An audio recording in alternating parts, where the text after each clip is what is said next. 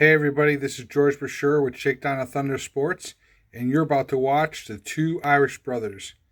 Go Irish. Tyree. Here's Tyree with the lane. Tyree! Whoa! Can he get there? Tyree at the 30, 20, 10, touchdown, Notre Dame! Woo! 98! Big ones! How's it going, everyone? I am ND Sean 45. I'm Irish Benjamin 57. And together we make up this show known as the Two Irish Brothers Show. You all know the drill. Hit the subscribe tab in the bottom right-hand corner. Hit that like or dislike tab. Helps with the algorithm. And of course, as you guys know, all of our social media platforms, as well as the two travel packages that we've been helping to promote, are down in the description box below. Now, first off, before we get going with this recap, I have one little thing I want to say to everybody watching, because we've gotten a few comments like this recently, and it's uncalled for. This is not a political channel. We don't talk politics on here. We don't talk social issues. So all the people that have been leaving the comments about Marcus Freeman and his race, not that there's been anything racist, but the things like calling him a check mark hire and a politically correct hire and that sort of stuff. I'm telling you right now, if you got anybody who makes a comment like that, you're gone. Yep, instant block. Now, Ben and I, we want to make this channel big. We want as many views as possible. We want as many subscribers as possible. We've never made that a secret, but we're not gonna want to get it at that kind of cost. That's just despicable. No, we're not going to tolerate for that stuff. So anytime we see that in the future, you're gone. Okay. Sub or not, doesn't matter. So with that said, everyone, let's get right into this recap. Ben, great day yesterday. The Irish find themselves back in the win column, which is always a good thing. Yes, very much so. Lesser opponent did what we had to do against a lesser opponent, did what we should do against a lesser opponent, and we took care of business, and I am totally good with that. Well, lots of good, lots of bad. So yeah, at least they gave me some confidence back to be able to predict a higher scoring game, but I'm not going to jump to that just yet. Yes. Totally. So 44-21 was the final score of the game. So getting right into the stats here, Drew Pine didn't exactly have the most sexiest of days, did he, Ben? Nope. I mean, he did find the he did find the end zone twice with 2 touchdowns, had the one interception that got tipped. But other than that, 14 of 28 for 205 yards. Now the 205 yards looks pretty decent, but that completion percentage, 50%, got to be better than that. Yeah, well, especially against a team like UNLV. Exactly. I get when you go up against the number 1 or number 2 team in the nation that you're going to struggle a little bit at times. Oh, pardon me. But UNLV, that's not great. That's not great at all. Yeah. The one positive thing I see out of the passing yesterday, Drew was able to spread the ball out a little bit more than he normally does, but still, and I'm not saying this is a bad thing, but you have the leading receivers, as star tight end Michael Mayer. Mayer doing Mayer things. Yes, Mayer doing Mayer things, exactly. He was the leading receiver with 6 catches, 115 yards, and 1 touchdown, with the beautiful one-handed stab down the middle of the field, which was awesome. Yes, and that was actually a really good ball placement too, because I mean you couldn't have put it any better in that situation. So that was pretty impressive. One of Pine's best throws of the season was that throw. So he does get kudos for that. So I guess we should just get the negative stuff out of the way, just so you can finish with the good stuff, because the good stuff is always great to talk about. But I'm not saying that's a problem when your star tight end comes through for you in the clutch. That's always great. But just the problem is, even against UNLV yesterday, and yes, I can't believe I'm coming out like this on the show, Ben, but I paid the $5 to Peacock to watch. Yeah, that's all right. There's lots of people did. I'm so ashamed of myself. I gave money to Peacock. I don't believe it. But it's just, let's just start with this quote negative, if you want to call it one. But it is a negative on the quarterback's part, not the receiving part. Drew Pine is still focusing in mainly on just one guy, and that being Michael Mayer. Michael Mayer, yeah. When he's got to start learning this. I mean, now that we're coming into the meaty part of our schedule with 2 ranked opponents coming up. Yep, back to back. Yes, back to back. And you have to be looking for other guys out there. I mean, I can't tell you how many times, not just yesterday, but ever since Drew became the starting quarterback, where he is not looking for guys, and they're guys wide open. Yeah, but he doesn't see them because he's too zoned in on Michael Mayer or whoever else that current play calls for in that situation, whether it's Jaden Thomas, Merriweather, whenever he's on the field, that is, Braden Lindsey, Lorenzo Styles, whoever. He's always zoning in on one guy. He's got to be looking around, looking at other targets, because he's missed some wide targets that were wide open. Yeah, that this has just got to change, and that part falls on Drew. That's not a Tommy Reese problem. That's a Drew Pine problem. Yeah. And I mean, and along with the Drew Pine, passing and all that, you can add, in my opinion, 4, maybe 5 passes that should have been completed, but receivers / running backs dropped the ball. So that would put him, he was at 14. So that would put him up at like 18 of 28. Yeah, Lorenzo Styles had one bad drop. There was one over Tyree's head that Tyree should have gone up and got in the end zone. There was one on 3rd down. I can't remember who it was, but it was a drop pass. Should have been caught. Probably the Lorenzo Styles drop that I was just talking about. I mean, there were a couple situations like that, and that's part of the bad. That's a situation where, if you're playing a Clemson, a Syracuse, a whoever that's ranked, in that situation, you got to make that play because you're not going to have the leeway like you had against UNLV to, we dropped it, so what? It's UNLV. We'll make it up later. There is no making it up later against the Clemson and a Syracuse team that's coming up. So those are things that were the bad. The other bad was play calling. And it hasn't changed. Play calling was good at times, and there were a lot of play calling that happened in this game that should have happened in the Stanford game and didn't. And that's what makes me say play calling was bad, and Tommy Reese still, in my opinion, needs to go, because we do this to UNLV. We should have done this to Stanford last week.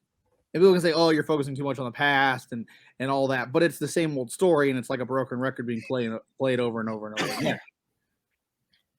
So that's really, really frustrating.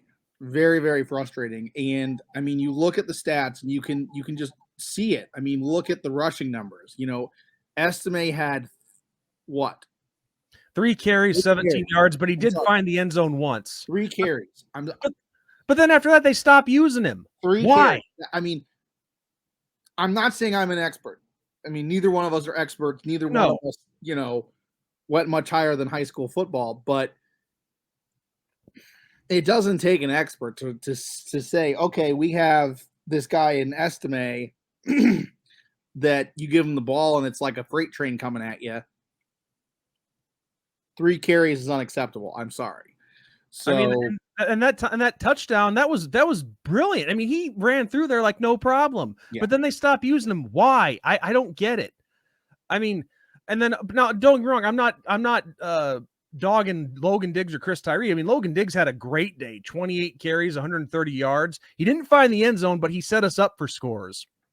Same with Chris Tyree. He had 43 carries or 43 yards for on 10 carries for 1 touchdown. And that's a solid day at the ballpark. Yeah. But it's like the monster of your three-headed monster, your beast. Why are you not using him? Yeah. It's like, so what if they the other two were having had great games but the week before and you want to see more? Okay, that's fine. You see more of them, yes, but you don't just leave out the monster of your three-headed core, your three-headed monster core there. You don't do it. I don't understand this. I mean, I'm not a coach, but damn. Yeah. I just don't get it. But I don't understand it either. But this stuff has got to change. Just play calling has got to change. We shouldn't be saying the 7 games into the season, but we have 2 ranked opponents back to back coming up, and Syracuse is not going to be a slouch. I can tell you that much. If we play like this against Syracuse, we're probably going to lose that game. Yeah. So why this coaching staff has to learn. Pine has to fix his own mechanics on the field, which I guess even that could go back to a coaching problem, but I don't know. And speaking of Pine, why can you not, and I've said this in previous videos, why not play up to his strengths? I mean, again, yesterday, there was like 4 or 5 passes that were batted down when he stepped up in the pocket. And he is a short quarterback. We all know that. Yeah. But, hey, maybe not the best example. Doug Flutie was a short quarterback too, and he had some pretty decent success throughout his professional career. Yeah. I mean, maybe not when he started with when he was with the Chicago back in the mid 80s, but he found success in the CFL. He found later success in the NFL. Pretty good quarterback. Yeah. So why is it that you're not, getting Drew out of the pocket? Why are you not having him go on some rollouts or whatever? I mean, this is ridiculous. Any coaching staff should be able to see this. He's stepping up in the pocket. Passes are getting broken down because of his height. Fix it. Yeah. Well, I mean, it goes back around full circle to just play calling in general. I mean, these kinds of things can't happen. I mean, it's if you want to compete with the Alabamas, Ohio States, Georgias of the world right now, and heck, I'll put Michigan up in there.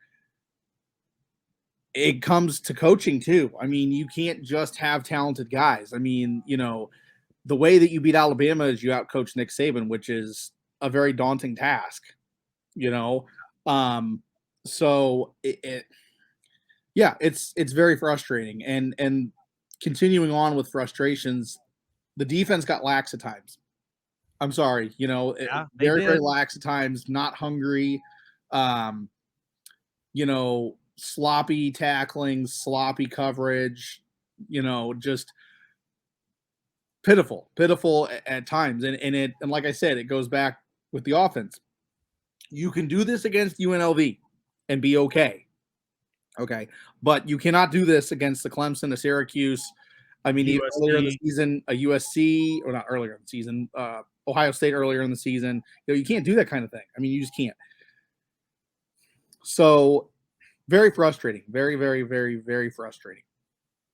So, yeah, but we'll start to focus on the good now. And obviously, the first good thing that I mentioned earlier was Michael Mayer, another outstanding performance. 115 yards, 6 catches, 1 touchdown. The beauty catch over the middle. He's done everything that has been asked out of him. And as I said already, Logan Diggs, a great day on the ground. 130 yards on 28 carries. Didn't find the end zone, but 4.6 yards a carry. Chris Tyree, 4.3 yards a carry. And then some more in the receiving game. Jaden Thomas had 40 yards on 2 catches. Braden Lindsey didn't have too bad of a game. 38 yards on 4 catches with 1 touchdown. But it's still got to get better there. But I will say this, though. The two things that I was very happy with was, one, Isaiah Foskey. Great game he had with 3 sacks, 2 tackles, 3 assists, and then 2 back-to-back blocked punts. Yes. Which was great. It was phenomenal. I don't think I've ever seen that. Yeah, special teams as a whole was very phenomenal yesterday.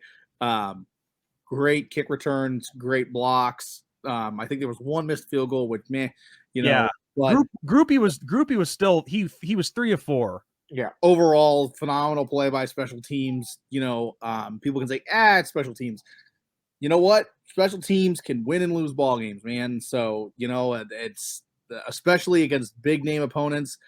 When it comes down to a field goal or extra points and stuff, every point matters.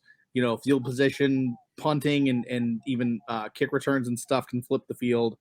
Yes. So phenomenal special teams play yesterday. Hopefully that carries over in the next couple weeks. But I was very impressed with that. That was definitely a very big positive.